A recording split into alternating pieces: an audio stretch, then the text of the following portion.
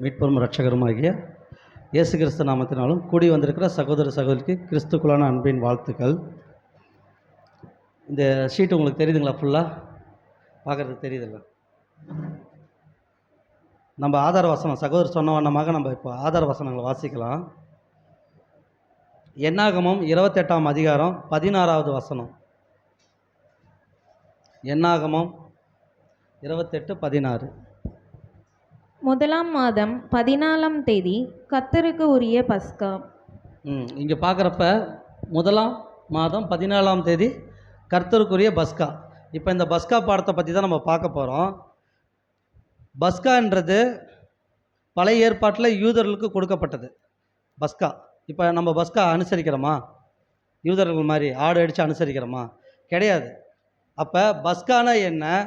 புதிய ஏற்பாட்டில் ஆண்டவரைக்கு இயேசு கிறிஸ்து நம்மளுக்கு ஒரு புதிய பிரமாணம் ஒன்று ஏற்படுத்தினார். அது என்னன்னு முதல்ல நம்ம தெரிஞ்சுக்கணும். அப்போ பார்க்குறப்ப நம்ம எல்லாருமே வருஷத்துக்கு ஒரு தடவை பழைய ஏற்பாட்டில் போய் பஸ்காவை பார்க்குறோம். எதனால நம்ம பஸ்கா பாடத்தை பார்க்குறோம்? பழைய ஏற்பாட்டில் போய் ஆடு அடிக்க யூதர்களுக்கு கொடுக்கப்பட்ட அந்த முறைமைகளை நம்ம வருஷத்துக்கு ஒரு தடவை பார்க்குறோம். எதனால இந்த பாடத்தை பார்க்குறோம்?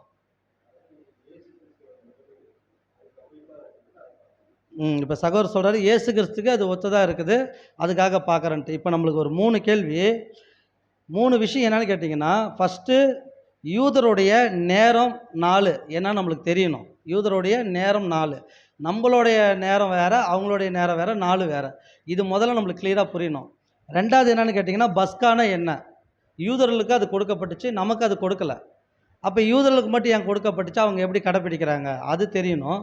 மூணாவது புதிய உடன்படிக்கை. இயேசு கிறிஸ்து சொல்கிறார் இல்லைங்களா, அதுக்கு ஆதார வசனம் வாசிச்சிடலாம். மார்க்கு 14:24 வாசிங்க. அப்பொழுது அவர் அவர்களை நோக்கி, இது அநேகருக்காக சிந்தப்படுகிற புது உடன்படிக்கைக்குரிய என்னுடைய இரத்தமாய் இருக்கிறது. ஆமாம், இது புதிய உடன்படிக்கை நம்ம சொல்கிறோம். இப்போ பஸ்காவுக்கும் இந்த புதிய உடன்படிக்கை என்னென்ன டிஃப்ரெண்ட் இருக்குது, வித்தியாசம் இருக்குது தெரிஞ்சவங்க சொல்லலாம். பழைய பஸ்காவுக்கும் ஆண்டவராக இயேசு கிறிஸ்து புதிய உடன்படிக்கைன்னு சொன்னார் இல்லைங்களா, அதுக்கு என்ன டிஃப்ரெண்ட் இருக்குது?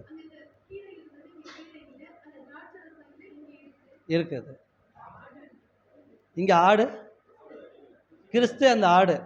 அப்போ இயேசு கிறிஸ்து அந்த ராபோஜன டைமில் ஆடு இல்லை தானே? டேபிள் மேலே ஆடு எதுவுமே இல்லை தானே? அந்த யாத்திராம் புஸ்தகத்தை பார்க்குறப்ப வசனங்களை வாசிச்சிடலாம். ஃபஸ்ட்டு யூதருக்கு ஒரு நாள் என்ன அப்படின்னு அந்த டீட்டெயில் பார்த்துட்டு அதுக்கப்புறம் நம்ம அந்த யாத்திராம் புஸ்தகத்துக்குள்ளே போயிடலாம். வசனங்கள் ஒன்று வாசிக்கலாம். ஆதியாகமம் 1:5 வாசிங்க. ஆதியாகமம் 1:5. தேவன் வெளிச்சத்திற்கு பகல் என்று பெயரிட்டார், இருளுக்கு இரவு என்று பெயரிட்டார். சாயங்காலமும் விடியற்காலமும் ஆகி முதலாம் நாள் ஆயிற்று. இப்போ தேவனே என்ன சொல்கிறான்னு கேட்குறப்ப, அதாவது நம்மளுக்கு ஒரு கேலண்டர் இருக்குது. இப்போ கிரிகோரியன் கேலண்டர் நம்ம யூஸ் பண்ணுறோம். இப்போ நம்ம கிட்ட இருக்கிற கிரிகோரியன் கேலண்டர், இந்த கேலண்டர் யார் கொடுத்தது அப்படின்னா அந்த கிரிகோரியன் தான் கொடுத்தாரு. கிரிகோரியன் கேலண்டர் அவர் கொடுத்தது தான். இப்போ நம்மளாம் ஒரு சில கேலண்டருங்களை வச்சுருக்கிறோம். ஒவ்வொரு நாட்டுக்கு இஸ்லாத்தில் பார்த்திங்கன்னா ஒரு கேலண்டர் இருக்கும், தமிழுக்கு ஒரு கேலண்டர் வச்சுருக்கிறோமா. அந்த மாதிரி ஒவ்வொரு தேசத்தில் என்ன பண்ணுறாங்கன்னா அவங்களுக்கு தகுந்தாப்புல கேலண்டர் இருக்குது. இது பொதுவாக ஒரு கேலண்டர். இப்போ பொதுவாக பார்த்திங்கன்னா 2026. ஆனால் அசிரியாவுக்குன்னு தனியாக இருக்குது, யூதர்களுக்கு தனியாக இருக்குது, நம்ம தமிழர்களுக்கு தனியாக இருக்குது. தமிழ் நம்ம சொல்லுமில்ல, தமிழ் மாசி மார்கழி இது சொல்கிறோம் இல்லைங்களா. அப்போ நம்மளுக்கு எல்லாம் தனித்தனியாக தான் இருக்குது. இப்போ நம்மளுக்கு என்னென்னா இது நம்ம உருவாக்கின கேலண்டர். ஆனால் தேவன் ஒரு கேலண்டர் கொடுத்துருக்கணும்ல, அது எந்த கேலண்டர்? ஏன்னா தேவன் கொடுத்த கேலண்டரில் வச்சு பார்த்தா தான் தேவன் கொடுக்கப்பட்ட பண்டிகை எல்லாமே புரியும். நம்மளோட கேலண்டரை கொண்டு போய் அந்த இடத்துல வச்சு பார்த்தீங்கன்னா என்ன ஆகும்? புரியாது. ஏன்னு கேட்குறப்ப இது யார் கொடுத்தது பாருங்கள். தேவன் என்ன பண்ணுறாருன்னா, தேவன் வெளிச்சத்துக்கு பகல் என்று பெயரிட்டார், இருளுக்கு இரவு என்று பெயரிட்டார். சாயங்காலமும் விடியற்காலமாகி முதலாம் நாள் ஆயிற்று. இது என்ன சாயங்காலமும் விடியற்காலமும்? முதலாம் நாள். சூரியன் படைக்கப்பட்டது எத்தனாவது நாளுங்க?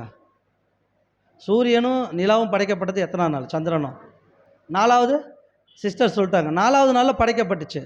ஆனால் தேவன் என்ன சொல்கிறாருன்னா, சூரியனையும் சந்திரனையும் படைச்சிட்டு இது காலங்களையும் நேரங்களையும் வருஷங்களையும் எல்லாத்தையும் இதை பார்த்து தெரிஞ்சுக்கோங்கன்னு சொன்னார்.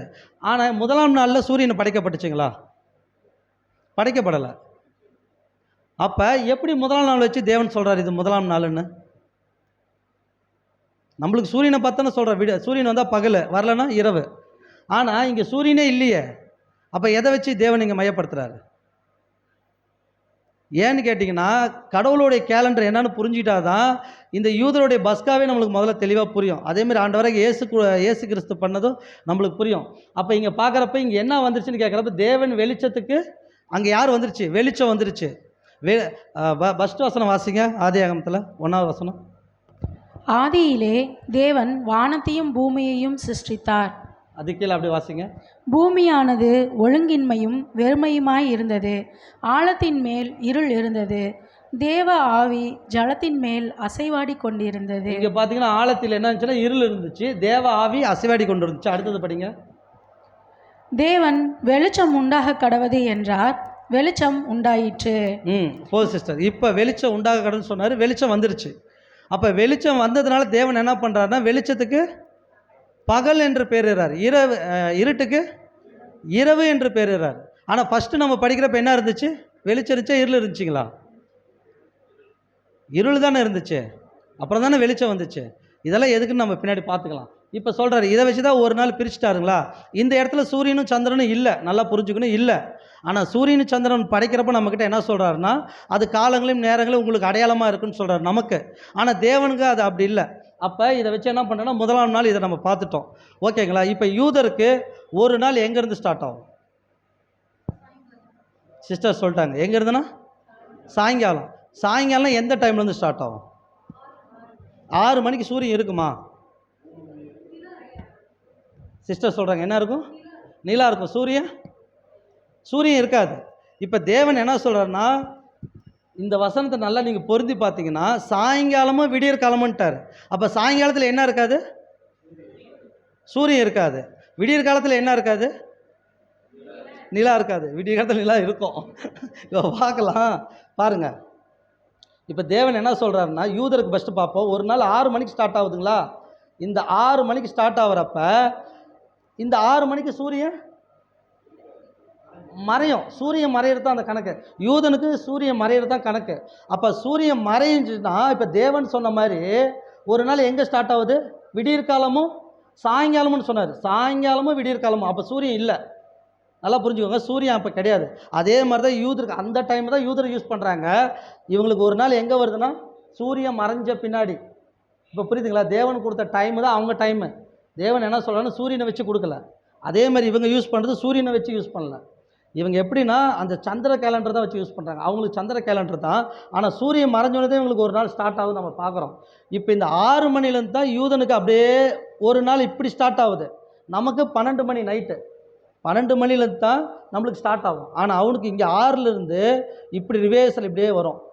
புரியுதுங்களா? ஆனால் நமக்கு இங்கே இப்போ நம்மளோட கேள்வி என்னென்னா, இந்த டைம் வந்து யூதர்களுக்கு வந்து எப்படி ஃபாலோ பண்ணுறாங்கன்னா, சந்திரன் மூலியமாக தான் ஃபாலோ பண்ணுறாங்க. தேவன் சொன்னது சாயங்காலமும் விடியற்காலமும். இப்போ சாயங்காலம் விடியற்காலம் பார்க்கலாம். இப்போ சாயங்காலம் விடியற்காலம்னா சாயங்காலம்னா எந்த டைம் சொல்லலாம்? சாயங்காலம் 6 மணி தானே சொல்லலாம். அதுக்கு மேலே டைம் இல்லைங்களா?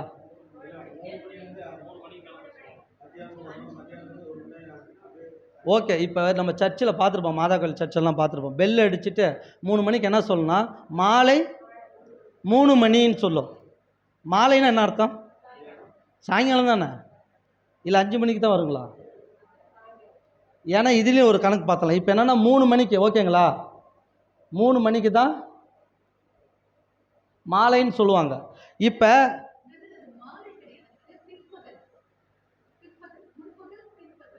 அதான் அந்த பிற்பகல் எதில் லிஸ்ட்டில் சேர்த்தலான்னு கேட்குறேன். இப்போ ஒரு மாலை எதுலேருந்து ஸ்டார்ட் ஆகுது?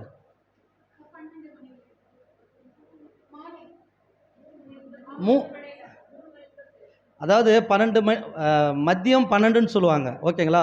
2 மணி வரைக்கும் மதியம்னு சொல்லுவாங்க. அப்போ 2 மணி கடந்துச்சுன்னா என்ன சொல்லுவாங்க? டீச்சர்கிட்ட கேட்டுடலாம், பிரதர் 3 மணிக்கு என்ன டைம் பிரதர்?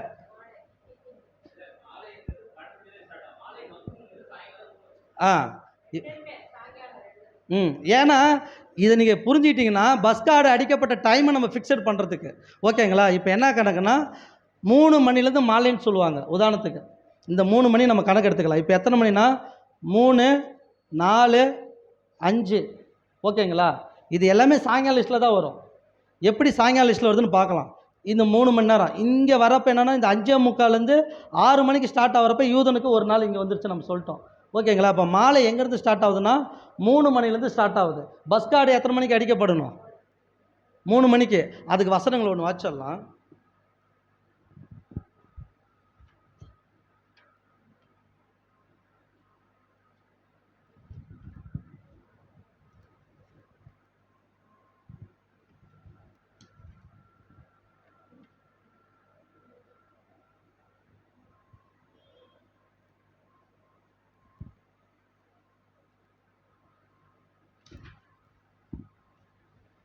என்னாகமம் எடுத்துக்கோங்க.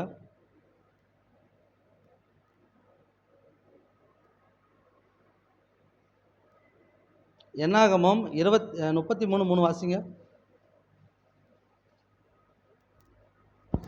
முதலாம் மாதத்தின் 15ஆம் தேதியிலே அவர்கள் ராமசேஸை விட்டு புறப்பட்டார்கள்.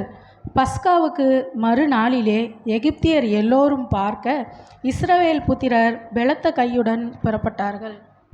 இப்போ பார்த்தீங்கன்னா ஒரு வசனம் மட்டும் வாச்சிடலாம். அதில் இன்னொன்று, அதாவது எப்படி வசனங்கள் வரும்னா,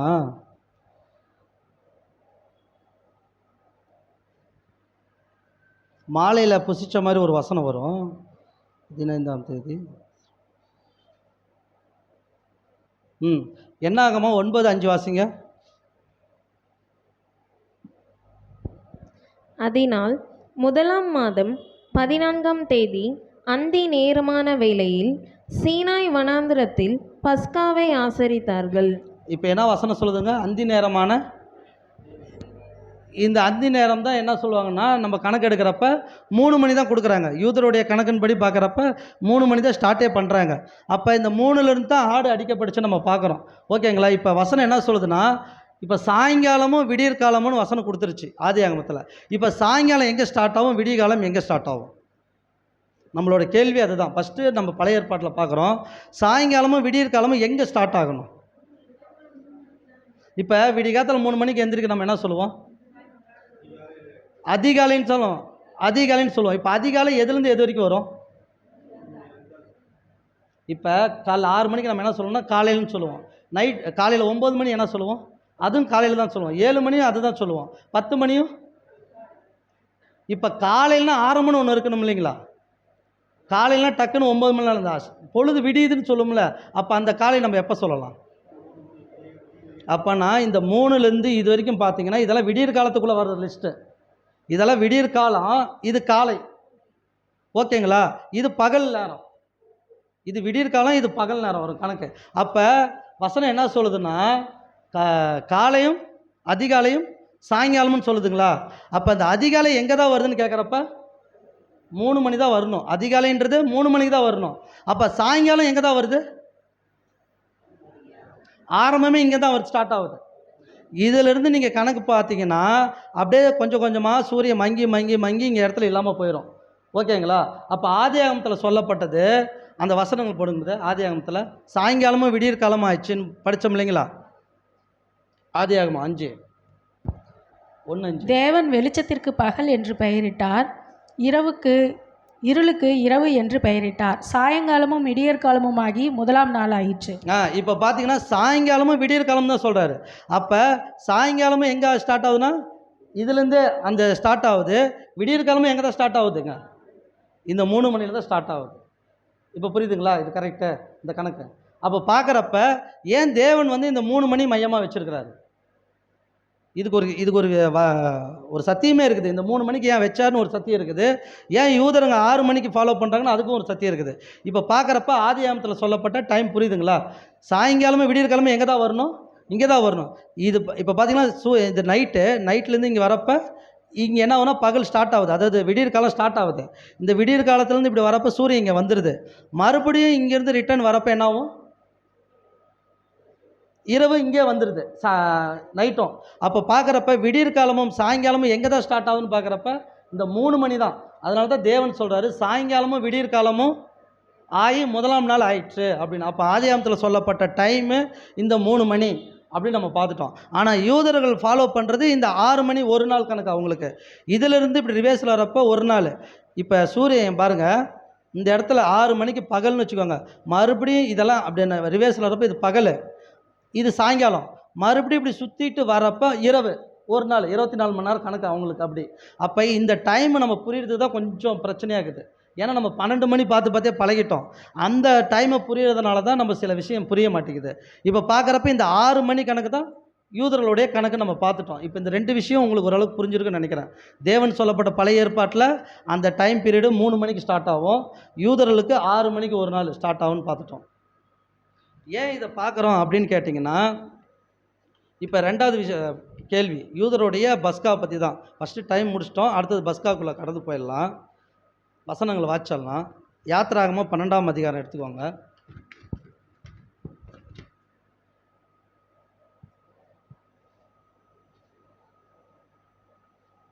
யாத்திராகமம் 12ஆம் அதிகாரம் 1ஆம் வசனம் வாசிங்க. கர்த்தர் எகிப்து தேசத்தில் மோசேயையும் ஆரோனையும் நோக்கி, அப்படி தொடர்ச்சப்படுங்க. இந்த மாதம் உங்களுக்கு பிரதான மாதம், இது உங்களுக்கு வருஷத்தின் முதலாம் மாதமாய் இருப்பதாக நீங்கள் இஸ்ரவேல் சபையார் யாவரையும் நோக்கி, இந்த மாதம் 10ஆம் தேதியில் வீட்டு தலைவர்கள் வீட்டுக்கு ஒரு ஆட்டுக்குட்டியாக ஒவ்வொருவரும் ஒவ்வொரு ஆட்டுக்குட்டியை தெரிந்து கொள்ள கடவர்கள். ஒரு சிஸ்டர் இப்போ என்ன சொல்கிறாருன்னா, யாத்திராகமம் 12ஆம் அதிகாரத்தில் 1ஆவது வசனம் என்ன சொல்லுதுன்னா, இந்த மாதம் உங்களுக்கு எப்படியாப்பட்ட மாதம்? பிரதான மாதம்னா எப்படி சொல்கிறாருங்க? முக்கியமான மாதம். ஏன் முக்கியமான மாதமாக கொடுத்தாரு? யார் விடுதலை ஆகணும்? யூதர்கள், இஸ்ரேல் ஜனங்கள் விடுதலை ஆகணும், எகிப்திலிருந்து விடுதலை. அந்த விடுதலையினால தான் என்ன சொல்கிறாருன்னா, இந்த மாதம் உங்களுக்கு பிரதான மாதமான்றாரு. அப்போ இந்த மாதம், அந்த மாதம் என்ன மாதம்? ஆபிப் மாதம். ஆபிப்பு நீசான்னு சொல்லலாம். இந்த ஆபிப் மாதம் தான் உங்களுக்கு என்ன சொல்கிறாருன்னா முதல் மாதன்றாரு. அப்போ வருஷத்தின் முதல் மாதம் எதுங்க அவங்களுக்கு? ஆபிப்பு தானே வருஷத்தின் முதல் மாதம். அப்போ கடவுள் என்ன சொல்கிறாருன்னா, இந்த மாதம் உங்களுக்கு பிரதான மாதம்னு சொல்லிவிட்டு, இந்த மாதம் என்ன சொல்லிங்கன்னா ஒரு ஆடு தேர்வு செய்யணும். அந்த ஆடு எப்படின்னா 10ஆம் தேதிக்குள்ளே தேர்வு செய்யணும். 14ஆம் தேதி சாயங்காலத்தில் என்ன பண்ணணும்? அந்த ஆடை அடிக்கப்படணும். 15ஆம் தேதி நீங்கள் என்ன பண்ணணும்? இப்போ இந்த அதாவது யாத்ராம் புஸ்தகத்தில் சொல்லப்பட்ட டீட்டெயில் நம்மளுக்கு தெரியணும். ஆடு எப்படி அடிக்கணும், எப்படி சாப்பிடணும், அந்த டீட்டெயில்ஸ் உங்களுக்கு எல்லாத்துக்கும் நம்மளுக்கு தெரியும். அதனால் அதை பற்றி நான் கிளியராக சொல்ல போகிறது கிடையாது. ஏன்னா வருஷம் இதை பார்த்துட்டோம். அதில் இருக்கிற முக்கியமான விஷயம் மட்டும் நம்ம சொல்ல போகிறேன். இப்போ என்ன சொல்லிட்டாருன்னா, இந்த மாதம் பிரதான மாதம்னு சொல்லிட்டாரு. அது ஆபிப்பு நிசான். ஓகேங்களா? பிரதான மாதம்னா வருஷத்தின் முதல் மாதம்ட்டார். அப்போ யூதருக்கு ஃபஸ்ட்டு மாதம் எதுன்னு கேட்குறப்ப அது நிசான் எடுத்துக்கிட்டோம். ஏன்னு கேட்குறப்ப அவங்க விடுதலை ஆகுறாங்க. ஓகேங்களா? விடுதலை வராங்க. இப்போ ஃபஸ்ட்டு மாதம்னு சொல்கிறப்ப கடவுள் பேசுகிறப்ப அது எத்தனாம் தேதியாக இருக்கணும்? இந்த மாதம் உங்களுக்கு பிரதான மாதம்னு சொல்கிறாரு. அப்போ அது எந்த நாளாக இருக்கணும்? முதல் நாளாக தானே இருக்கணும். சரி, முதல் நாள். ஓகேங்களா? நிசான் முதல் நாள் இங்கே ஸ்டார்ட் பண்ணலாம்.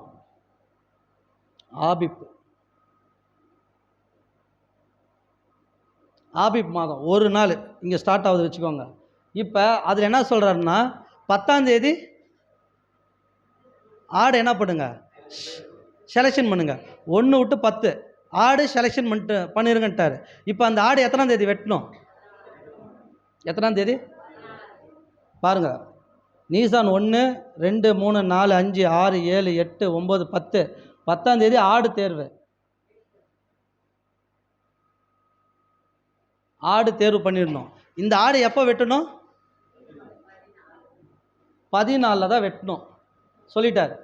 இப்போ பஸ்கா வந்து எந்த டைமு கொண்டாடினாங்க நம்மளுக்கு கிளியராக கேட்டால் என்ன சொல்லலாம்? 14 பஸ்கா கொண்டாடினாங்க. ஆனால் புளிப்பில்லாத அப்ப பண்டிகைன்னு சொன்னார். அது எப்போ கொண்டாடினாங்க? 5ஆம் தேதி. கன்ஃபார்ம் தானே? அது முடிஞ்ச உடனே ஆடு வெட்டின உடனே. ஆடு 14ன்றப்ப புளிப்பில்லாத அப்ப பண்டிகை எப்படி 5ஆம் தேதி கொண்டாட முடியும்? சொல்லுங்கள், எப்படி கொண்டாட முடியும்? இப்போ தான் நீங்கள் என்ன பண்ணால் அந்த டைமிங்குள்ளே போயிடணும். ஏன்னு கேட்குறப்ப நீசான் 14ஆம் தேதி 3 மணிக்கு ஆடெல்லாம் என்ன பண்ணிடுவாங்கன்னா ரெடி பண்ணிடுவாங்க. ஓகேங்களா? 3லேருந்து 5க்குள்ளார என்ன பண்ணிடுவாங்க, அந்த ஆட்டோட வேலையெல்லாம் முடிஞ்சிடணும்.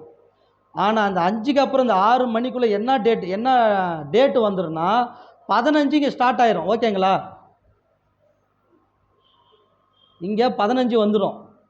ஆனால் இங்கே பார்த்தீங்கன்னா 14 தான் இருக்கும். ஓகேங்களா? இந்த 6க்குள்ளார இவங்க என்ன பண்ணிடணும், எல்லாம் ரெடி பண்ணிடுவாங்க. 3 மணிலேருந்து ஸ்டார்ட் பண்ணாங்கன்னா அதுக்குள்ளார ஆட்டை அடித்து அந்த ஆட்டோட ரத்தத்தை என்ன பண்ணணும், நிலைக்காலில் போய் பூசணும். நிலைக்காலில் பூசணும், அப்பத்தை ரெடி பண்ணணும், கசப்பான கீரை எல்லாத்தையும் ரெடி பண்ணி ஆட்டை வந்து என்ன பண்ணணும், சுட்டெரிக்கிறது எல்லாமே பண்ணி முடிச்சிடணும். கரெக்டாக இந்த 6 மணிக்கு இவங்க என்ன பண்ணணும், இந்த 6 மணிக்கு அந்த ஆட்டை சாப்பிட்ணும். புளிப்பில்லாத கீரை, அப்பம், ஆடு சாப்பிடணும். சாப்பிட்றப்ப இவங்க எப்படி சாப்பிட்ணும், செருப்பு போட்டுக்கணும், தடி வச்சுக்கணும், கச்சை கட்டிக்கணும், எல்லாம் ரெடியாக வச்சுக்கணும். ஏன் அப்படி வச்சுக்க சொன்னார்? இதை சாப்பிட்ட பின்னாடி என்ன பண்ணிடுவீங்க, நீங்கள் உடனே விடுதலையாகி போயிடுவீங்கன்ட்டார். அப்போ நீசான் 14 சாயங்காலம்லாம் இது. ஆனால் நீசான் 15 இந்த 6 மணிக்கு ஸ்டார்ட் ஆனதுனால இவங்க என்ன பண்ணிட்டாங்க, ஆடை சாப்பிட ஆரம்பிச்சிட்டாங்க. ஓகேங்களா? இப்போ என்ன கேள்வினா, இந்த நீசான் 14 இந்த ரிவேர்ஸில் பார்த்தீங்கன்னா இதெல்லாம் என்ன நாள் குறிக்கும், என்ன நாளாக குறிக்கப்பட்டுச்சு பைபிளில்? ஏன்னா பிரதர் சொன்னார் என்ன நாள், ஆயத்த நாள். ஏன்னா இன்றைக்கி நான் நிறையா பேர்த்துக்கு தெரியாத விஷயம் என்னென்னு கேட்டால், ஆயத்த நாள் எங்கே வருதுன்னே தெரிய மாட்டேங்குது. இந்த ஆயத்த நாள் தெரியாதனால தான் பஸ்கா 14லே வந்துருச்சு அப்படின்னு நினைக்கிறாங்க. பஸ்கான்றது முதல்ல ஆடு அடிக்கப்படுறது, அது கர்த்தருடைய பஸ்கான்றாரு. புளிப்பில்லாத அப்பா பண்டிகைன்னு சொல்கிறாரு. அப்போ பண்டிகை வேறு, பஸ்கா வேறு. அப்போ இந்த பஸ்கா இந்த 6 இந்த ரிவேர்ஸில் பார்த்தீங்கன்னா 14 ஃபுல்லாகவே 3 மணி வரைக்குமே என்ன நாள்னா ஆயத்த நாள். அப்போ ஆயத்த நாள் எப்போ தான் வரும்னா நீசான் 14ல் வந்துருச்சு. அப்போ இதெல்லாமே ஆயத்த நாள். இந்த 6 மணிக்கு மேலே இது என்ன நாள்னு கேட்குறப்ப, புளிப்பில்லாத பண்டிகை என்ன நாள், பண்டிகை நாள் என்ன நாள் சொன்னார், ஓய்வு நாள். பண்டிகையில் நீங்கள் என்ன பண்ணணும், ஓய்ந்து இருக்கணும், அதுதானே பிரமாணம். அப்போ இது பண்டிகை நாள் அப்போல்லாம் சாப்பிட்டு எடுக்கிறப்ப இது ஓய்வு நாளாக கொடுத்துட்டாருன்னு நான் பார்த்துட்டோம். அப்போ 14 இந்த ரிவேர்ஸில் 6 மணி வரைக்கும் பார்க்குறப்ப அது ஆயத்த நாள். நீசான் 15 ஸ்டார்ட் ஆயிடுச்சுன்னா அது என்ன நாள்னு பார்க்குறப்ப அது பண்டிகை நாள், அது ஓய்வு நாளாக நம்ம பார்த்துக்கிறோம். இப்போ நம்மளுக்கு கிளியர் தானே, ஆடு அடிக்கப்பட்டது 14, 3லேருந்து 5க்குள்ளார எல்லா வேலையும் முடிச்சிடணும். ஆனால் அப்பம் சாப்பிட்டது 15. இப்போ பஸ்கா அடிக்கப்பட்ட டேட்டுன்னா நம்ம கரெக்டாக சொல்லிடலாம் தானே, அடிக்கப்பட்ட டேட்னா 14, அப்பம் சாப்பிட்டது 15. இப்போ பழைய ஏற்பாட்டில் உங்களுக்கு கிளியராக புரிஞ்சிங்களா பஸ்கா பண்டிகைனா என்னன்ட்டு? இதே புதிய ஏற்பாட்டில் வரப்போ என்ன சொல்கிறாங்கன்னா, பஸ்கா பண்டிகைன்னு எழுதியிருப்பாங்க. ஏன்னு கேட்குறப்ப இந்த 6க்குள்ளார நடக்கிற விஷயந்தான். இந்த 6 மணிக்கு இந்தாண்ட 14க்குள்ளே பார்க்குறப்ப இது ஆயத்த நாள், இந்தாண்ட பார்க்குறப்ப புளிப்பில்லாத பண்டிகை நாள். அதனால் ஒட்டுக்கா எப்படி எழுதிட்டாங்கன்னா பஸ்கா பண்டிகை, பஸ்கா பண்டிகைன்னு எழுதிட்டாங்க. இன்னொன்று, பஸ்கா பண்டிகை யூதர்களுக்கு கொடுக்கப்பட்டுச்சா இல்லை இஸ்ரேல் கோத்திரங்களுக்கே கொடுக்கப்பட்டுச்சா? யாக்கோபோட கோத்திரத்துக்கு தான் கொடுக்கப்பட்டுச்சு. ஆனால் புதிய ஏற்பாட்டில் படிக்கிறப்ப என்ன சொல்கிறாங்க, யூதருடைய பஸ்கா பண்டிகைன்னு தானே போட்டுது. அது யூதருடைய பஸ்கா பண்டிகைங்களா? எல்லாத்துக்கும் அப்புறம் எப்படி யூதருடைய பண்டிகைன்னு போட்டாங்க? ஏன் அது சொல்கிறேன்னா, இதை புரிஞ்சுக்கிறதுக்கு தான். இந்த 16க்கு இந்தாண்ட 15, 14 சில பேர் இது ஒன்று நினைப்பாங்க. அப்படி கிடையாது. யூதருடைய பண்டிகைன்றப்ப யூதர்கள் தான் கடைசி வரைக்கும் ஃபாலோ பண்ணாங்க. மீதி 10 கோத்திரம் என்னாச்சுங்க, செதஞ்சே போயிடுச்சு. அதனால தான் அது யூதருடைய பண்டிகைன்னு சொல்லப்பட்டிருக்கோம். இப்போ கிளியராக உங்களுக்கு புரிஞ்சிருக்கும். 15 பண்டிகை, 14 ஆடு அடிக்கப்படுறது நம்ம புரிஞ்சிருச்சு. ஓகேங்களா? இப்போ இதில் டவுட்டு நம்மளுக்கு இல்லை. இது வந்து பழைய ஏற்பாட்டில் கொடுக்கப்பட்டுச்சு, நம்ம பார்த்துட்டோம். இப்போ இன்னொரு விஷயம் என்னன்னு கேட்டால், கர்த்தராகிய இயேசு கிறிஸ்து இந்த பஸ்கா பண்டிகையை கடைசி டைமில் அனுசரித்தாரா?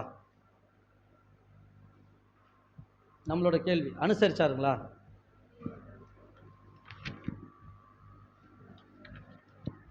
வசனங்களை பார்த்துடலாம். அதே மாதிரி பார்த்தீங்கன்னா இந்த பஸ்கா பண்டிகை வந்து கரெக்டாக என்னென்ன பீரியடில் ஆரம்பிச்சுக்கிறான்னு கேட்டிங்கன்னா 5ஆம் தேதி, அதாவது 14 தான், நீசான் 14. அதுக்கு ஒரே ஒரு வசனங்கள் மட்டும் வாசிடலாம். யோசுவா 5:10 வாசிங்க. யோசுவா 5:10.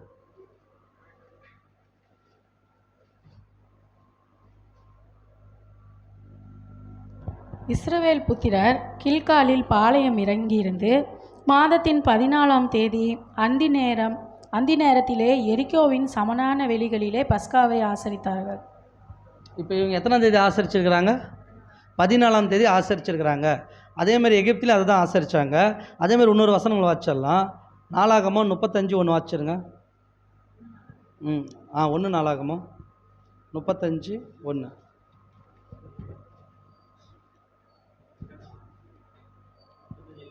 அப்போ 2 நாளாகும் பாருங்கள். 2 நாளாகமும் பாருங்கள், டிஸ்பிளேல போட்டிருக்கு. அதற்கு பின்பு யோசியா எருசலேமிலே கர்த்தருக்கு பஸ்காவை ஆசரித்தான். அவர்கள் முதலாம் மாதம் 14ஆம் தேதியிலே பஸ்கா ஆட்டுக்குட்டியை அடித்தார்கள். இங்கே பார்க்குறப்ப என்ன சொல்லுதுங்க? எத்தனாம் தேதி? 14ஆம் தேதி தான். அதேமாரி எசேக்கியேல் புஸ்தகம் 45:21. முதலாம் மாதம் 14ஆம் தேதியிலே புளிப்பில்லாத அப்பம் புசிக்கப்படுகிற 7 நாள் பண்டிகையாகிய பஸ்கா ஆரம்பமாகும். இப்போ பார்க்குறப்ப எசேக்கியேல் என்ன சொல்லிக்குதுன்னா 45:21 முதலாம் மாதம் 14ஆம் தேதியில் புளிப்பில்லாத அப்போ புசிக்கிற 7 நாள் பண்டிகையாகிய பஸ்கா ஆரம்பமாயிருச்சு. இந்த இடத்துல ஒரு வசனம் போட்டிருக்குது. இதில் என்ன போட்டுருச்சுங்க? ரெண்டுமே போட்டிருக்குது. அப்போ நம்மளுக்கு கிளியராக புரிஞ்சிருச்சு. பஸ்கான்றது 14ஆம் தேதி, புளிப்பில்லாத அப்ப பண்டிகை அந்த கறி சாப்பிட்றது 15ஆம் தேதின்னு பார்த்துட்டோம். இப்போ கடவுள் என்ன சொல்கிறாருன்னா, இந்த மாதம் உங்களுக்கு பிரதான மாதம்னு சொல்லிட்டாரு. இப்போ இந்த மாதம் பிரதான மாதம்னு சொல்லிட்டாருன்னா ஒரு அடையாளத்தை காட்டியிருக்கணும்ல. ஏன்னா யூதர்கள் அடையாளம் தானே தேடுறாங்க. அதனால தானே மோசக்கிட்ட நிறைய அடையாளத்தை அனுப்புகிறாரு. அப்போ இதுதான் உங்களுக்கு நீசான் மாதன்றப்ப ஏதோ ஒரு அடையாளம் வச்சுருக்கணும் இல்லைங்களா? என்ன அடையாளம் வச்சார்? யோனான் அடையாளம், வெளிச்சம். சரி, இப்போ நம்ம பாஸ்வர் கொண்டாடுறதுக்கு முன்னாடி, ராபோஜனம் கொண்டாடுறதுக்கு முன்னாடி எதை கேலண்டரில் பார்ப்போம்? அமாவாசையை பார்ப்போம். ஏன் நம்ம அமாவாசையை பார்க்குறோம்? அமாவாசைக்கு நம்மளுக்கு சம்மந்தம் உண்டா? நம்ம இப்போ உதாரணத்துக்கு ஒருத்தனை போயிட்டு அமாவாசையில் பிறந்தவனு சொன்னால் எவ்வளோ கோபம் வரும் அவனுக்கு. ஆனால் நம்ம அமாவாசையை பார்க்குறோமே, இது நியாயமா? அப்போ எகிப்தில் ஏதோ ஒரு தேவன் பண்ணியிருக்கணும். அந்த சாட் போடுங்க. அப்போ கடவுள் ஏதோ ஒரு அடையாளம் வச்சுருக்கணும்ல. அப்போ அங்கே என்ன தான் சொல்கிறான்னு கேட்குறப்ப, இது உங்களுக்கு பிரதான மாதம் சொன்னார்னா ஒரு அடையாளத்தை காட்டிக்கிறார். என்னான்னு கேட்குறப்ப, இது உங்களுக்கு முதல் அமாவாசை. ஒன்றும் இல்லை, அமாவாசை வருஷத்துக்கு எத்தனை அமாவாசை வருது? வருஷத்துக்கு 12 அமாவாசை வருது. அப்போ மாதத்துக்கு ஒரு அமாவாசை வருது. நம்மளோட கேள்வி என்னென்னா, அமாவாசை 1 வரணும் இல்லை 2 வரணும்? அதே நம்ம மாதத்துக்கு 1 வருது. அப்போ தேவன் படைக்கிறப்பயே ஏதோ ஒரு காரணத்துக்காக தான் இப்படி சிருஷ்டிப்பே பண்ணியிருக்கிறாரு. தேவன் திட்டம் சாதாரண இந்த நட்சத்திரம் சூரியன் படைக்கிறது ஏதோ ஏனோதான்லாம் கிடையாது. அதில் ஏதோ ஒரு தெய்வீக திட்டத்தை வச்சுட்டாரு. அப்போ அவரோட திட்டத்தின்படி பார்த்தீங்கன்னா, ஃபஸ்ட்டு நாள் அமாவாசையிலேருந்து பௌர்ணமி எத்தனை நாளுங்க? அப்படியே அதிலே எண்ணுங்க. பௌர்ணமி எத்தனை நாளில் வந்துடும்? 14 நாள்லாம் பௌர்ணமி வந்துடுது. 14, 15லாம் பௌர்ணமி பக்காவாக இருக்கும். எகிப்தில் இது உங்களுக்கு முதல் மாதம்னு சொல்லிட்டாரு. அப்போ முதல் மாதம்னு சொல்கிறப்ப நம்ம தேதி எத்தனை சொன்னோம்? 1ஆம் தேதின்னு சொன்னோம். அவங்க கிளம்புனது எத்தனாம் தேதி? 15ஆம் தேதி விடியற்காலம் கிளம்புனாங்க. விடியற்காலம் போகிறவங்களுக்கு வெளிச்சம் வேணுமா வேணாமா? இப்போ நம்மக்கிட்ட பல்ப் இருக்குது, டார்ச் லைட் இருக்குது, எல்லாம் பண்ணிக்கலாம். அப்போ அவங்களுக்கு இல்லை. அப்போ அவங்களுக்கு எது தான் வெளிச்சமாக இருந்துச்சு? நிலவு தானே. அப்போ இதில் நீங்கள் கணக்கு போட்டிங்கனாலே நிலவு எங்கே ஸ்டார்ட் ஆகிடுது? 14லேருந்து அதிலே ஸ்டார்ட் ஆகிடுதுன்னு பார்க்குறோம். இப்போ எப்பயுமே பாஸ்வர் வரப்போ அந்த பாஸ்வர் அந்த ஏப்ரல் மார்ச் மாதம் அந்த அமாவாசை நீங்கள் கணக்கு போட்டிங்கன்னா, அமாவாசை 1, 2, 3, 4ன்னு கணக்கு போட்டிங்கன்னா 14லே உங்களுக்கு பௌர்ணமி வந்துடும். எப்படி நீ கணக்கு எடுக்கிறேன்னு நீங்கள் கேட்டிங்கன்னா, யூதனுக்கு ஒரு நாள் எங்கேருந்து ஸ்டார்ட் ஆகுதுன்னு நம்ம சொன்னோம்? 6 மணிலேருந்து தான். அமாவாசை எப்போ தான் ஸ்டார்ட் ஆகும்? அமாவாசை நம்ம எப்போ தான் தெரியும் நம்மளுக்கு? நைட்டு நிலா இல்லைன்னா அமாவாசைன்னு தெரியும். அப்போ நைட்லேருந்து கணக்கு வச்சுக்கலாங்களா? நிலா இல்லை, இன்றைக்கி அமாவாசையாக நம்ம பார்க்குறோம். அதுலேருந்து நீங்கள் கணக்கு பண்ணிங்கன்னா 14 தான் வரும் கரெக்டாக. 14 என்ன பண்ணிட்டாங்கன்னா, அப்போ ஆடு அடிச்சிட்டாங்க. 15 சாப்பிட்டுட்டு விடிய காலத்தில் வெளிச்சத்தோடு கிளம்பி போகிறாங்க. இது தேவனோட திட்டமே இப்படி தான் படைச்சிருக்கிறாரு. அப்போ நம்ம அமாவாசைலேருந்து கணக்கு வைக்கலாமா வேணாமா? அப்படின்னு வச்சா வைக்கலாம். அதனால தான் ஆதியாகமத்தில் நம்ம படித்தோம், சூரியனே படைக்கலை. ஆனால் ஒரு நாளில் எப்படி கணக்கு வச்சார்? சாயங்காலம் விடியற்காலமோ அதை எப்படி வைக்கிறாரு கணக்கு? ஏசாயால படிக்கிறோம், வெளிச்சத்தை உண்டாக்குறது நான் தான், இருளையும் என்ன பண்ணுறாரு? அதுவும் நான் தான் சொல்கிறாரு. இப்போ சிம்பிளாக இன்னொன்று சொல்ல போகலாம். இப்போ ஒரு உதாரணத்துக்கு என்னென்னு கேட்டிங்கன்னா, இப்போ கல்யாணம் ஆனவங்களுக்கு என்னென்னா, அந்த குழந்தைங்க இருக்கிறது சொல்லுவாங்க, டெஸ்ட் பண்ணுவாங்க கையில். டெஸ்ட் பண்ணுறப்ப நீங்கள் மாசமாக இருக்கிறீங்கன்னு சொல்லுவாங்க. அப்போலேருந்து கணக்கு எடுப்பாங்களா இல்லை குழந்தை பிறந்ததுலேருந்து கணக்கு எடுப்பாங்களா? அந்த சிம்டம் அவங்களுக்கு வரப்போ போய் செக் பண்ணாங்க. செக் பண்ணுறப்போ உங்களுக்கு பேபி ஃபார்ம் ஆயிடுச்சுன்னு சொல்கிறாங்க. அப்போலேருந்து தானே அவங்க 10 மாதம் கணக்கு. இல்லை 10 மாதம் ஆகாமல் அந்த புள்ள 3 மாதத்துல 4 மாதத்தில் பிறந்துருச்சு. அதோட பேர் என்னங்க? குறை மாதத்தில் பிறந்தானே சொல்லுவோம். அந்த 10ன்றது தானே முழுமை. அந்த 10 முழுமை முடிஞ்சோன்னு தானே வெளியே வரும். அப்போ அந்த டெஸ்ட் எடுக்கிறப்பே உருவாயிருச்சு, கரு உருவாயிருச்சுல, அந்த பீரியட் தான் அந்த அமாவாசை. அது உள்ளதான் அம்மா வயிற்றுக்குள்ள தெரியாது வெளியே, ஆனால் அது உருவாகிக்கிட்டே இருக்குது. ஆனால் 10 மாதம் கழித்து வெளியே போகிறது தான் அந்த 2வது நாள். அப்போ விடுதலை 400 வருஷமாக இருந்தாங்கன்னா, ஒரு உதாரணத்துக்கு சொல்கிறேன், 400 வருஷன்றது அவங்களுக்கு அமாவாசை மாதிரி தான், அடிமைத்தனம். அதுக்கப்புறம் அவங்க வெளியே வராங்க, அந்த பெற வளர்கிற மாதிரி தான் கணக்கு. அப்போ நீசான் 1ஆம் தேதி பார்த்திங்களா அந்த அமாவாசை வந்துடும். 14 பார்க்குறப்ப பௌர்ணமி முழுசாக வந்துடும். ஏன்னு கேட்குறப்ப அவங்க விடுதலை ஆகிற நாளே அதுதான் பௌர்ணமி. அந்த நாளில் விடுதலையாகி அவங்க வெளியே வராங்க 15ல் நம்ம பார்த்துட்டோம். இப்போ இந்த சார்ட் பார்க்குறப்ப உங்களுக்கு கிளியராக புரிஞ்சிச்சிங்களா? இதுக்கப்புறம் இந்த கீழே ஒரு டீட்டெயில் இருக்குது. இந்த டீட்டெயில் இப்போ பார்க்க போகிறதில்ல, வாய்ப்பு கிடைச்சா அது அடுத்த தடவை பார்ப்போம். ஓகேங்களா? இப்போ அடுத்த சார்ட் போடுங்க. இப்போ எகிப்தில் நடந்த விஷயம்லாம் நம்மளுக்கு கிளியர் ஆயிடுச்சு. அப்போ இனிமேட்டு பழைய ஏற்பாடு நம்மளுக்கு தேவையில்லை. இப்போ புதிய ஏற்பாடுக்குள்ளே நம்ம கடந்து செல்லலாம். ஆண்டவராக இயேசு கிறிஸ்து பஸ்காவை புசிச்சாரா அப்படின்னு நான் கேள்வி வச்சுருக்கேன். புசிச்சாரா இல்லைங்களா? புசிக்கல. சரி, வசனங்களை வாசிக்கலாம். மத்தேயு 26ஆம் அதிகாரம் 14ஆம் வசனம். மத்தேயு 27, மன்னிக்கும், மத்தேயு 26:17. இப்போ இனிமேட்டு இந்த பாடத்தை நீங்கள் கவனமாக பார்த்தீங்கன்னா தான் ஒரு சில விஷயம் நம்மளுக்கு புரியும், இல்லைன்னா கொஞ்சம் கொலாப்ஷன் ஆகிற மாதிரி ஆயிரும். புளிப்பில்லாத அப்ப பண்டிகையின் முதல் நாளிலே சீஷர்கள் இயேசுவினிடத்தில் வந்து, பஸ்காவை புசிப்பதற்கு நாங்கள் எங்கே உமக்கு ஆயத்தம் பண்ண சித்தமாய் இருக்கிறீர் என்று கேட்டார்கள். போதும் சிஸ்டர். இப்போ வசனம் என்ன சொல்லுதுன்னா, புளிப்பில்லாத அப்ப பண்டிகையின் முதலாம் நாளிலே, ஓகேங்களா, முதலாம் நாளிலே சீஷர்கள் வந்து இயேசுவின் இடத்துல கேட்குறாங்க. என்ன கேட்குறாங்கன்னா, பஸ்கா புசிக்கிறதுக்கு நாங்கள் எங்கே ஆயத்தம் பண்ணுறதுன்றப்ப ஆண்டவரே இயேசு கிறிஸ்து சொல்கிறாரு, இந்த நகரத்துக்குள்ளே போங்க, இப்படி ஒருத்தர் வருவார், தண்ணி குடம் தூக்கிட்டு வருவார். அந்த டீட்டெயிலாம் நம்மளுக்கு தெரியும், அதனால் ஸ்கிப் பண்ணிடலாம். இப்போ சொன்ன பின்னாடி அந்த மேல் வீட்டு அறையில் என்ன நடந்துச்சுங்க? பஸ்காவுக்கு ஆயத்தம் பண்ணிட்டாங்க தானே.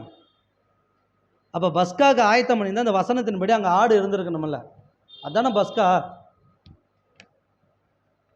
அப்போ இயேசு கிறிஸ்து அந்த ஆடு சாப்பிட்டாரா? அப்போ இது பஸ்கா பண்டிகை இல்லையா?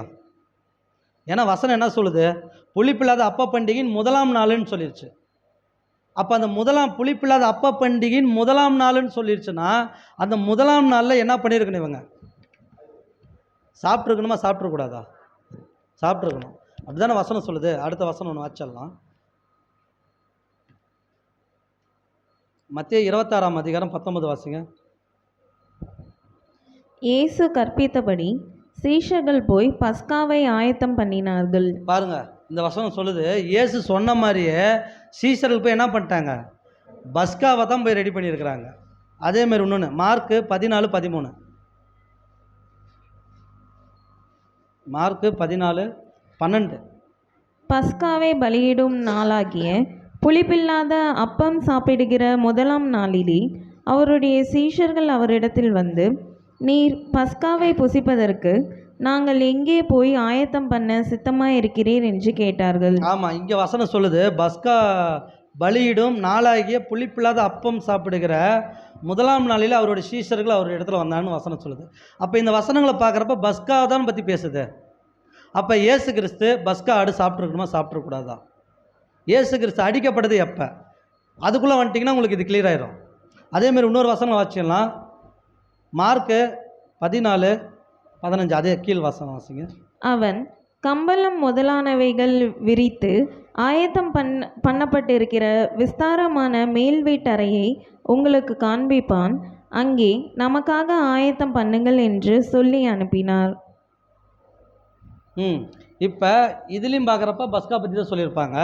இப்போ நமக்கு என்ன கேள்வினா, ஆண்டவராக இயேசு கிறிஸ்து போன டேட்டு டைமு தெரிஞ்சிச்சுன்னா அவர் பஸ்கா ஆடு சாப்பிட்டாரா இல்லை பஸ்கா புசித்தாரான்னு நம்மளுக்கு கிளியர் ஆயிரும். ஏன்னு கேட்குறப்ப இந்த வசனம் எப்படி சொல்லுதுன்னா, புளிப்பில்லாத அப்ப பண்டிகையின் முதலாம் நாளுன்னு வசனம் நல்லா கூர்மையாக பாருங்கள். புளிப்பில்லாத அப்ப பண்டிகையின் முதல் நாளுன்னு சொல்லுது. இப்போ இன்றைக்கி பண்டிகை, ஓகேங்களா, இன்றைக்கி பண்டிகைன்னு சொன்னால் நம்ம என்ன சொல்லுவோம்? இன்றைக்கி பண்டிகைன்னு சொல்லுவோம். இதே பண்டிகை நாளைக்கு வருதுன்னா இன்றைக்கி நம்ம என்ன சொல்லுவோம்? நாளைக்குன்னு சொல்லுவோம். சிம்பிளாக சொல்லலாம், பொங்கல் எடுத்துக்கலாம். பொங்கலுக்கு முன்னாடி நம்ம என்ன பண்ணுவோம்?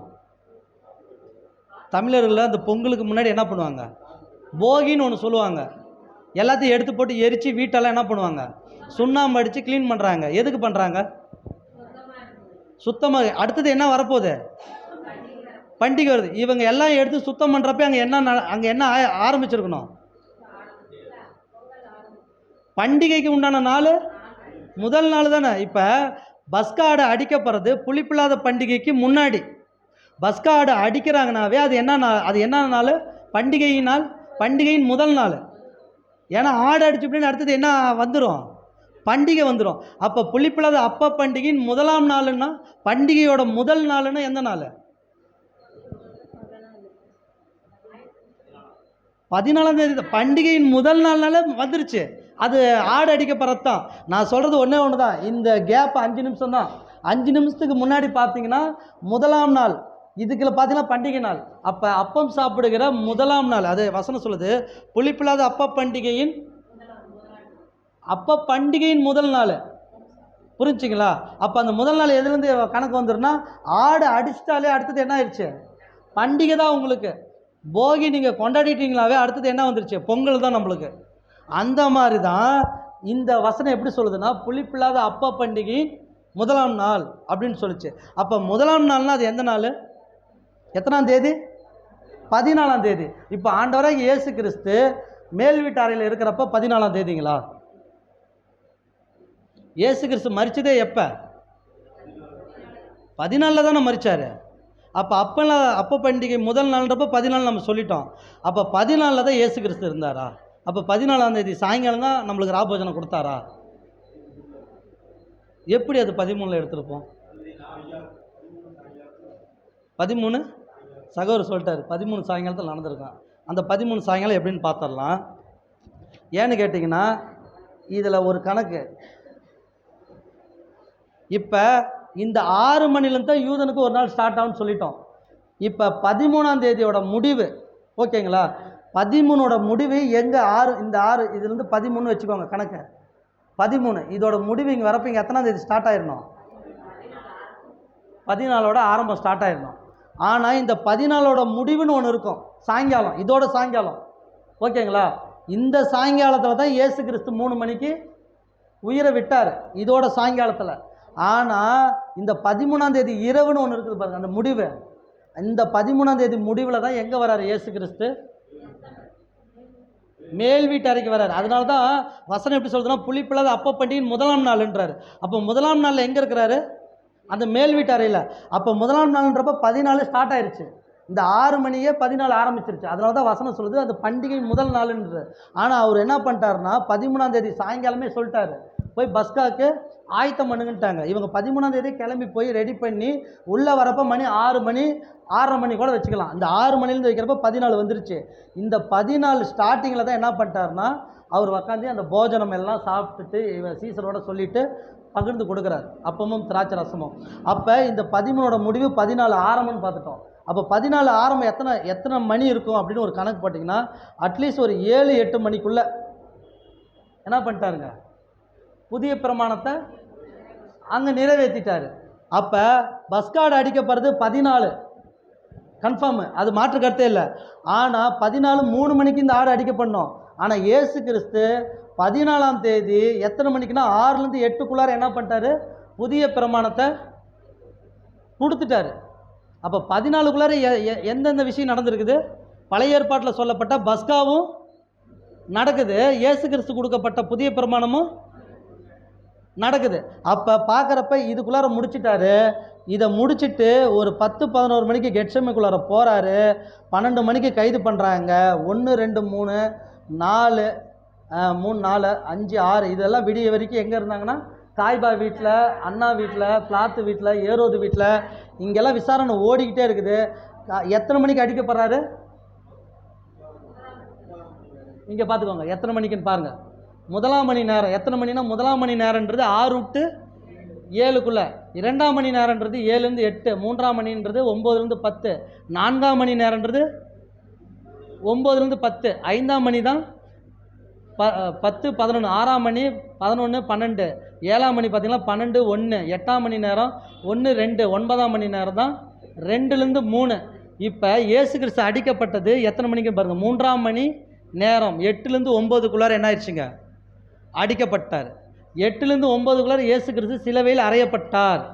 அந்தகாரம் பிடிச்சது நேரம் எத்தனை மணின்னு கேட்குறப்ப பாருங்கள், அந்தகாரம் 10 மணிலேருந்து ஸ்டார்ட் ஆகி மதியம் 3 மணி வரைக்கும் எப்படி இருந்திருக்குது? அந்தகாரமாக இருந்துருச்சு. அந்த 3 மணிக்கு என்ன பண்ணார் இயேசு கிறிஸ்து? 3 மணிக்கு ஜீவனை விட்டார். எகிப்தில் ஆடு அடிக்கப்பட்டது டைம் என்ன? 3 மணி.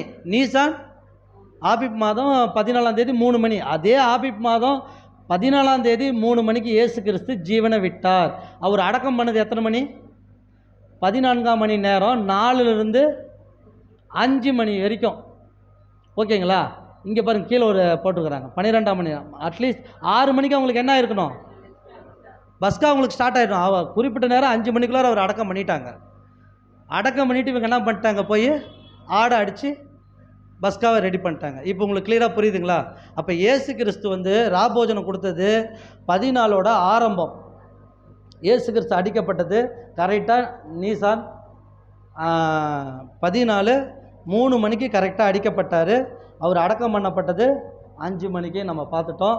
6 மணிக்கு போய் யூதர்கள் என்ன பண்ணிட்டாங்க? பஸ்காவை அனுசரித்து அந்த புளிப்பில்லாத அப்ப பண்டிகை கொண்டாடிட்டாங்கன்னு பார்த்துட்டோம். இப்போ நமக்கு என்ன அதில் ஒரு பாடம்னு கேட்டிங்கன்னா, நமக்கு பழைய ஏற்பாட்டில் இருக்கிற பஸ்கா முக்கியமா? முக்கியமே இல்லை. அப்புறம் ஏன் வருஷத்துக்கு ஒரு தடவை நம்ம பஸ்காவை போட்டு குழப்பிக்கிட்டே இருக்கிறோம்? நம்மளுக்கு டைம் பீரியடு இதெல்லாம் ஏன் மாறிக்கிட்டே இருக்குது? நம்ம வந்து இல்லை, இன்னும் நம்மளுக்கு அது புரியல, கிளியர் ஆகலை. ஏன்னா திட்டத்தட்ட பல வருஷமாக நம்ம பஸ்கா பாடம் கேட்டுட்ருக்குறோம். ஆனால் இப்போ கூட ஒரு சில டேட் வந்து ஒரு சில மாற்றி சொன்னால் கூட நம்ம ஏற்றுக்கிறோம். ஓ அப்படிங்களா அப்படின்ட்டு. ஏன் நம்மளுக்கு அந்த டேட்டு அந்த வந்து கிளியராக வரல அப்படின்னா, அதுக்கு ஒரே ஒரு ரீசன் தான், நாம் இந்த பாடத்தில் அதிகமாக ஆழமாக இறங்காதனால தான். பஸ்கா பற்றி அதிகமாக இறங்காதனால தான். ஒரே ஒரு தடவை நீங்கள் ஆழமாக இறங்கி நீங்களாக உக்காந்து கணக்கு போட்டு செக் பண்ணிட்டீங்கன்னா வருஷம் நீங்களே அறிவிச்சிடலாம். இந்த டேட்டு இந்த பீரியட்னு அறிவிச்சலாம். யாருமே நம்மளுக்கு சொல்லணும் கூட இல்லை. நம்ம இது சரியாக புரிஞ்சிக்காதனால தான் இந்த பிரச்சனை. அதேமாரி ஆண்டவராக இயேசு கிறிஸ்து அடிக்கப்பட்டது நீசான் 14 கன்ஃபார்மு, அது கிளியராக இருக்குது. அவர் தான் பஸ்கா ஆடு, கிளியராக இருக்குது. ஆனால் நம்மளுக்கு கொடுக்கப்பட்டது புதிய பிரமாணம். இந்த புதிய பிரமாணம் தான் 14 ஸ்டார்டிங்லேயே நம்ம எடுக்கணும். இப்போ அடுத்த ஒரு கேள்வி, கரெக்டாக அதே டைமில் தான் எடுக்கணுமா? அதே டைமில் தான் எடுக்கணுமா? இஸ்ரவேலுக்கு நம்மளுக்கு கிட்டத்தட்ட 2.5 மணி நேரம். எங்களுக்கு தான் 2.5 மணி நேரம் வித்தியாசங்களா? 2.5 மணி நேரம் வித்தியாசம். அப்படி பார்த்தா அமெரிக்காவில் ஒரு நாள் முன்ன பின்னே வரும். அவங்களாம் எப்படி எடுப்பாங்க? எப்படி எடுப்பாங்க? அப்போ இங்கே என்ன கேள்வின்றது, ஆண்டவராக இயேசு கிறிஸ்து நமக்காக அது கொடுக்கப்பட்டது. நம்ம அது அந்த மரணத்தை நமக்காக நம்ம தெரிவிக்கிறோம் அந்த நாள். ஓகேங்களா? இப்போ அந்த நாள் 7 மணிக்கு தான் கரெக்டாக கொடுத்துருக்குறாரு. நம்மளுக்கு தெரியாது. ஆனால் நம்ம 8 மணிக்கு எடுத்துட்டோம். 1 மணி நேரம் முன்னாடி தள்ளி எடுத்துட்டோமே, பாவம் வந்து சேர்ந்துருமா அப்படின்னா அப்படி கிடையாது. அனுதினமும் ஆண்டவராக இயேசு கிறிஸ்து எனக்காக பலியானார்னு முதல்ல அப்படி தான் நம்ம எடுத்துக்கணும். டெய்லியுமே ஒரு விஷயம் நம்ம செய்கிறப்ப பாவமும் செஞ்சோமா, ஐயோ எனக்காக பலியானார், எனக்காக ஆனார் அப்படின்னு அந்த பயபக்தி தான் அவர் சொல்கிறாரே தவிர, மற்றபடி அவர் 7 மணிக்கு கொடுத்தாரு, நான் 8 மணிக்கு எடுத்துட்டேன், இல்லை நான் 6 மணிக்கே எடுத்துட்டேன், ஆண்டவர் அவ்வளோதான் இந்த தடவை வந்து என்னை வெளுத்துருவார், அப்போல்லாம் கணக்கு கிடையாது. இந்த நாள் மெயினாக நம்ம எதுக்குன்னா, இந்த நாள் பர்டிகுலராக அவர் பூமியில் இருக்கும்பொழுது சொன்ன நாள்.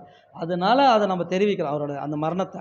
ஆனால் அனுதினமும் அவரோட பலியை நம்ம மனசில் சுமந்து தான் இருக்கணும். அதுதான் பிரமாணம் நம்மளுக்கு கொடுக்கப்பட்டுச்சு. அப்போ பார்க்குறப்ப இப்போ நம்மளுக்கு ஓரளவுக்கு கிளியராக புரிஞ்சிருக்கும். பஸ்காடு அடிக்கப்பட்டது எப்போன்னு பார்க்குறப்ப அது நீசான் 14. அதேமாதிரி யூதர்களுக்கு வந்து ஒரு நாள்ன்றது 6 மணிக்கு. அதேமாதிரி இந்த ஆபிப் மாதம் எது வந்து கணக்கு வைக்கணும்னா அந்த அமாவாசையிலேருந்து தான் நம்ம கணக்கு வைக்கணும்னு பார்த்துட்டோம். இனிமேட்டு இந்த மாதத்தில் வர ஃபஸ்ட்டு அமாவாசைலேருந்து நீங்கள் கணக்கு போட்டிங்கன்னா எக்ஸாக்டாக உங்களுக்கு புரிஞ்சிடும். அது 14 அப்படின்னு, 15 அவங்க கிளம்பி போனாங்க அப்படின்னு நம்மளுக்கு புரிஞ்சிடும். அதேமாரி பார்க்குறப்ப ஒரே ஒரு விஷயம் மட்டும் நம்ம பார்த்துடலாம். இப்போ கடவுள் என்ன பண்ணிட்டாருன்னா, இந்த யூதர்களுக்கு கொடுக்கப்பட்ட பண்டிகை கடவுளால் கொடுக்கப்பட்டுச்சா இல்லை அவங்களா இந்த பண்டிகையை எடுத்துக்கிட்டாங்களா? கடவுளால் கொடுக்கப்பட்டுச்சு. சரி, கடவுள் கொடுத்தாருன்னா அதில் ஏதோ காரணம் இருக்குமில்ல. அப்போ கடவுள் கொடுக்கப்பட்ட பண்டிகை எத்தனை பண்டிகை? போன பாடத்தில் பார்த்தேன் நினைக்கிறேன். யூதர்களுக்கு எத்தனை பண்டிகை இருக்குது? 7 பண்டிகை நம்ம சொன்னோம்ல. ஃபஸ்ட்டு பண்டிகை பஸ்கா பண்டிகை, 2வது பண்டிகை முதற் பலன் பண்டிகை அப்படின்னு சொல்லி ஒரு 7 பண்டிகை நம்ம பார்த்தோம். பஸ்கா பண்டிகைன்றது எதுக்காகனா, எகிப்தை விட்டு அவங்க விடுதலை ஆகிறதுக்காக கொடுக்கப்பட்டுச்சு. அந்த ரத்தம் யார் வீட்டில் பூசப்பட்டிருக்குதோ அவங்கெல்லாம் காப்பாற்றப்பட்டாங்க. அந்த ரத்தம் பூசாதவங்களாம் என்ன பண்ணாங்க? மரணம் வந்துச்சு நம்ம பார்த்தோம். அப்போ அந்த ரத்தம் யாரை குறிக்கும்? இயேசு கிறிஸ்து குறிக்கும். அந்த ரத்தம் இல்லாதவங்கலாம் பலியாயிடுவாங்க நம்ம பார்த்தோம். அதேமாரி அங்கே வெட்டப்பட்ட ஆடு வந்து ஒரிஜினல் ஆடு, 1 வயது உள்ள ஆடு. ஆனால் புதிய ஏற்பாட்டில் வரப்போ அது லிட்டரலான ஆடு, இங்கே வரப்போ கிறிஸ்து. அதேமாரி அங்கே மீட்புன்றது யாருக்கு பர்டிகுலராக கொடுக்கப்பட்டுச்சு? யூதர்கள், அதாவது இஸ்ரவேல் குடும்பத்தாருக்கு கொடுக்கப்பட்டுச்சு. ஆனால் இப்போ இயேசு கிறிஸ்து ரட்சிப்பு யாருக்கு கொடுக்கப்பட்டுச்சு? உலகத்துக்கே கொடுக்கப்பட்டுருச்சு. இப்போ அந்த கம்பேரிசன் நம்மளுக்கு புரிஞ்சிடும். அதே மாதிரி முதற் பலன் பண்டிகை நம்ம பார்க்குறோம். புளிப்பில்லாத அப்ப பண்டிகை, அதாவது பஸ்கா பண்டிகை ஆடு அடிக்கிறது, புளிப்பில்லாத அப்ப பண்டிகைன்றது அப்பம் சாப்பிட்றது. அதுக்கப்புறம் முதற் பலன் பண்டிகைன்னு வருது. அவர் ஆண்டவர் யாத்ராகம் புஸ்தகத்தில் நீங்கள் படித்து பார்த்தீங்கன்னா, யாத்ராகம் அது ஒன்று மட்டும் வாசிச்சிடலாம். யாத்ராகமம் 23 எடுங்க.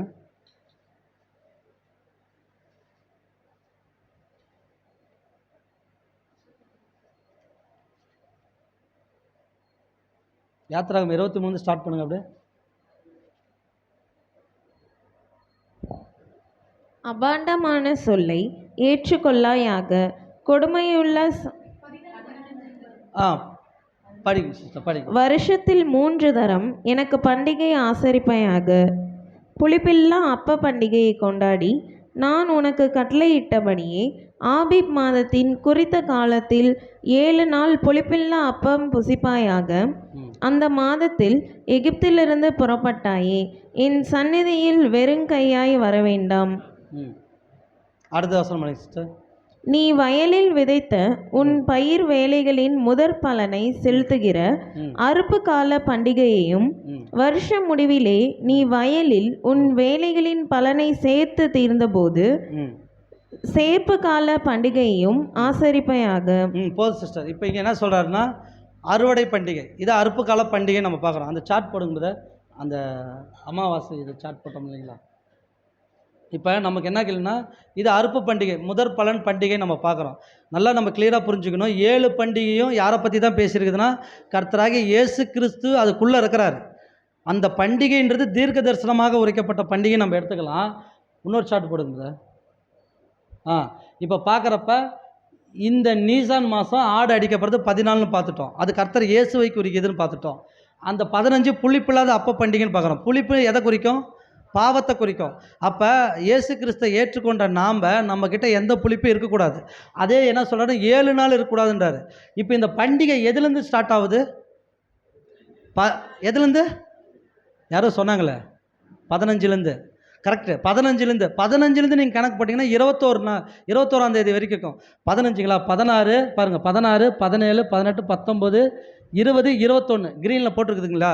21 வரைக்குமே என்னென்னா புளிப்பில்லாத அப்ப பண்டிகை பார்த்துட்டோம். இப்போ முதற் பலன் பண்டிகை எத்தனாவது நாள் ஸ்டார்ட் ஆகுதுன்னு கேட்டிங்கன்னா, இப்போ இயேசு கிறிஸ்து உயிர்த்தெழுந்த ஒரு பாடம் நம்ம எடுத்துருக்குறோம். ஏற்கனவே கேள்விப்பட்டீங்க தானே? ஆண்டவரே இயேசு கிறிஸ்து எப்பொழுது உயிர்த்தெழுந்தார் அப்படின்னு பார்க்குறப்ப நம்ம ஒரு பாடத்தில் சொல்லியிருந்தோமே, சிம்பிள். இயேசு கிறிஸ்து அடிக்கப்பட்டது புதன்கிழமை நம்ம ஒரு தடவை சொன்னோம்ங்களா? புதன்கிழமை 3 மணிக்கு, நீசான் 3 மணிக்கு மறிச்சாருங்களா? அப்போ உயிர்த்தெழுந்து சனிக்கிழமை 3 மணி நம்ம எடுத்தோம்ங்களா? முதற் பலன் பண்டிகை எப்போ தான் வரும்னு கேட்டிங்கன்னா, அதுலேருந்து நீங்கள் கணக்கு போடுறப்ப ஞாயிற்றுக்கிழமை வந்துடும். ஓகேங்களா? இப்போ இயேசு கிறிஸ்து சனிக்கிழமை உயிர்த்தெழுந்தான்னு நம்ம எடுத்தோம். அது முதற் பலன் பண்டிகைன்னு ஒரு சப்ஜெக்ட் எடுக்கிறோம். அதுக்கு முன்பதாக ஒரு கீ பாயிண்ட் மட்டும் நான் கொடுத்துட்றேன். இப்போ இயேசு கிறிஸ்து சனிக்கிழமை 3 மணிக்கு உயிர்த்தெழுந்தான்னு நம்ம சொன்னோம். 3 மணி கணக்கு எதுலேருந்து வருதுன்னு கேட்குறப்ப இது சாயங்காலத்துலன்னு சொன்னோம். ஓகேங்களா? இப்போ இது சாயங்காலமே ஸ்டார்ட் ஆயிடுச்சு நம்ம சொல்கிறோம். இப்போ இயேசு கிறிஸ்து 3 மணிக்கு உயிர்த்தெழுந்தாருன்னா சனிக்கிழமை, மகதலேனா மரியாள் பார்க்க போகிறப்ப ஞாயிற்றுக்கிழமை. ஓகேங்களா? அப்போ ஞாயிற்றுக்கிழமை அவர் இல்லை. ஞாயிற்றுக்கிழமை காலையில் 6 மணிக்குலேருந்து ஒரு 5 மணிக்கு போகிறாங்க, அவர் இல்லை. அவர் சனிக்கிழமை எந்திரிச்சிட்டார் 3 மணிக்கு. இந்த சனிக்கிழமை 3 மணிலேருந்து எந்த நாள் எந்த இதில் வந்துருன்னு கேட்குறப்ப 1, 2, 3 இதெல்லாமே எது சீக்வல்ட்டாக இருக்குன்னு பார்க்குறப்ப ஞாயிற்றுக்கிழமைக்கு நெருங்கின நாளாகவே வந்துடுது. அப்போ முதற் பலன் பண்டிகை எப்போ தான் ஸ்டார்ட் ஆகும்னா ஞாயிற்றுக்கிழமை தான் ஸ்டார்ட் ஆகும். ஏன்னு கேட்குறப்ப முதற் பலனானவர் யாருங்க? கர்த்தராகிய இயேசு கிறிஸ்து தான் முதற் பலனானவர். அப்போ முதற் பலன் பண்டிகை யாரை வச்சு தான் கடவுள் கொடுத்தாருன்னா அது இயேசு கிறிஸ்து வச்சு தான். அதனால தான் பஸ்கா ஆடு இயேசு, புளிப்பில்லாத அப்பன்றப்ப இயேசு கிறிஸ்து ரத்தம் எப்போ நம்ம மேலே தெளிக்கப்பட்டுச்சோ அன்றைக்கே நம்மக்கிட்ட புளிப்பு இல்லை. அது அந்த பாவம் இல்லாமல் இருக்கிறோம். அந்த பாவம் இல்லாத இருக்கிறவங்களாம் எப்படி மாறுறாங்கன்னா முதற் பலனாக மாறுறாங்க. அதில் தலையாகி இயேசு கிறிஸ்து தான் இருக்கிறாரு. இந்த முதற் பலன் பண்டிகை மட்டும் வரக்கூடிய இதில் பார்க்கலாம். பார்த்து அது எப்படி என்னன்னு கணக்கு போட்டுக்கலாம். இப்போ உங்களுக்கு ஓரளவுக்கு கிளியராக புரிஞ்சிருக்கும் பஸ்கா பற்றி. 14 + 15 பண்டிகை. அதே மாதிரி இயேசு கிறிஸ்து வந்தது 14 ஸ்டார்டிங்கில், ராபோஜனம் கொடுத்தது அந்த ஸ்டார்டிங்கில் கொடுத்துட்டாரு, அந்த முடிவில் மறிச்சிட்டாருன்னு. இப்போ உங்களுக்கு கிளியராக புரிஞ்சுங்களா? அதனால தான் இந்த பாடத்தோட தலைப்பு என்னன்னு பார்த்தீங்கன்னா, தலைப்பு பார்க்குறப்ப பஸ்காவும் பழைய ஏற்பாட்டில் இருக்கிற பஸ்காவும் புதிய உடன்படிக்கைன்னு அப்படி எடுத்துருக்குறோம். புதிய உடன்படிக்கைன்றது ஆண்டவராகிய இயேசு கிறிஸ்து கொடுத்த ராபோஜனத்தை குறிக்கும். பழைய ஏற்பாட்டில் கொடுக்கப்பட்டதான் பஸ்கா குறிக்கும். அப்போ நம்மளுக்கு பஸ்கா மெயின் கிடையாது, ராபோஜனம் தான் மெயின். ஏன் பஸ்காவை பார்க்குறோம்னா, இந்த நாளுக்கு முன்பதாக நம்ம அனுசரிக்கிறோம். அவனுங்க யூதர் 15ஆம் தேதி அப்பம் சாப்பிட்றாங்க, புளிப்பில்லாத அப்பம் பண்ணுறாங்க இல்லைங்களா, ஆடு அடிக்கப்படுறது 14. இந்த 14க்கு முன்பதாக நம்ம ஒரு கணக்கு எடுக்கிறப்ப தான் அது 14 ஆரம்பம், இவனுங்க 14 முடிவில். அப்போ நம்ம எப்பயுமே ஆரம்பத்தில் ஃபஸ்ட்டு வந்துடுறோம், இவங்க அதுக்கப்புறம் தான் வராங்க. ஏன் இவங்க அதுக்கப்புறம் வராங்கன்னா, சிம்பிளாக அதுக்கு ஒரு கீ பாயிண்ட் தரேன். முதல் அறுவடை சபை தான். சபைக்கு அடுத்ததான் ரட்சிப்பு யாருக்கு போகணும்? உலகத்துக்கு முன்னாடி யாருக்கு போகணும்? யூதர்களுக்கு போகணும். என்னைக்கு சபை முடியுதோ, சபை முடிஞ்சோடனே பிரச்சனை யாருக்கு ஸ்டார்ட் ஆயிரும்? தானியேலில் படிக்கிறோம், யூதனுக்கு ஸ்டார்ட் ஆயிரும். யூதனுக்கு ரட்சிப்பு வந்த பின்னாடி தான் யூதனுடைய வஸ்திரத்தை பிடிச்சி யார் ஃபாலோ பண்ணுவாங்க? உலகம். அப்போ ஃபஸ்ட்டு சபை செலெக்ஷனு, அடுத்தது யூதர்கள், அடுத்தது உலகம். ஏன்னு கேட்குறப்ப தேவன் இதிலே ஏகப்பட்ட திட்டம் வச்சுருக்கிறாரு. அதனால தான் இந்த 7 பண்டிகை சாதாரண பண்டிகை கிடையாது. இந்த 7 பண்டிகை என்னன்னு நம்ம புரிஞ்சுக்கிட்டோம்னா இயேசு கிறிஸ்து கொடுத்த எல்லா விஷயம் புரியும். அதேமாரி அவர் சொல்லுவார், ஆண்டவரே இயேசு கிறிஸ்து அத்தி மரம் துளிர் விடும்போது வசந்த காலம் சமயமாயிடுச்சுன்னு சொல்லுவார். இது எல்லாமே எதுக்கு சொன்னார்னா, பாஸ்வர் யூதர்கள் கொண்டாடுறாங்க இல்லைங்களா, அவங்க எதெல்லாம் அடையாளம் வைப்பாங்கன்னா, 1 அமாவாசை, 2வது பார்லி, அந்த கோதுமை விளைச்சல் இருக்குது இல்லைங்களா அந்த டைமு, அதேமாரி அத்தி மரம் துளிர் விடுறது அந்த பீரியடு பார்ப்பாங்க. அதேமாரி அவங்க எகிப்துலேருந்து வரப்போ அந்த அவங்க நடந்து போகிற பாதையெல்லாம் காஞ்சிருக்கணும், பனியாக அதிகமாக இருக்கக்கூடாது, காஞ்சிருக்கணும். அது என்ன சீசன்னா இலை உதிர் காலம் அப்படின்னு சொல்லி, இந்த வெயில் காலம் தானே இதெல்லாம் வச்சு தான் அந்த பாஸ்வேர்டு கடவுளே கொடுத்துருப்பார். இதுக்கு ஏகப்பட்ட சத்தியம் இதில் இருக்குது. வரக்கூடிய காலங்களில் இதை பற்றி நம்ம பார்ப்போம். பொறுமையோடு கேட்ட யாவரையும் தேவன் ஆசீர்வதிப்பாராக. ஆமென்.